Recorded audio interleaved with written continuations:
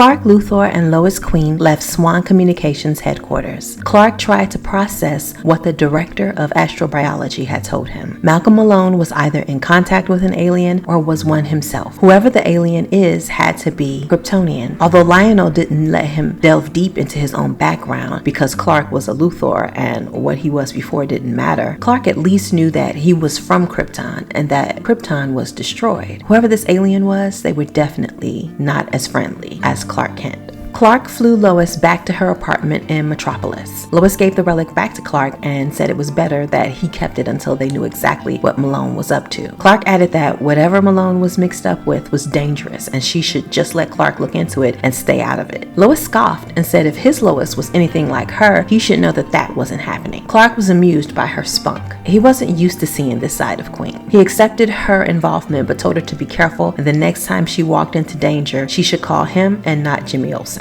Lois reluctantly agreed to be careful and to call Clark if she needed him. She told him about the industrial real estate that Malone had bought using Galaxy Communications funds and that he was probably building the super weapon there. Clark added that Malone was probably keeping a stockpile of the energy source at the same location. Lois asked Clark if he was trying to get back to his world. Clark told her that unfortunately this was a permanent stay for him. Lois said she felt sad for the Lois that was left behind on his world. She must miss him terribly. Clark remembered how pleasant Clark Kent's Lois had been and how she didn't seem that bad once he spent a little time with her. He wondered just how alike Lois Lane and Lois Queen was. Clark said the only way for him to survive right now was to not think of what he left behind, but to focus on making the best of being here. Lois smiled and said that was a good philosophy. The past is past and all we have is the future. Clark wondered what the future held in store for him. He had no definite plan for his life. He was flying by the seat of his pants, so to speak. But he needed to think about where his life was headed and soon. Tess was meeting with the head of her security team. She was not pleased with everything that had happened to her and around her. First, her mansion was broken into. Only one thing was missing, but all of the thieves had been caught and the item wasn't on them. She wanted to know where it was and what did it have to do with Malcolm Malone. The security guard protested that they had been looking into Malcolm Malone for her ever since he took over from Morgan Edge, but they haven't been able to find anything. Tess told him he and his team would have never survived if Clark was still in charge. The security guard said that the thieves were military trained. It was the only way they could have bested his team. Tess, tired of his excuses, said, "Fine, you're fired. The next team I hire will have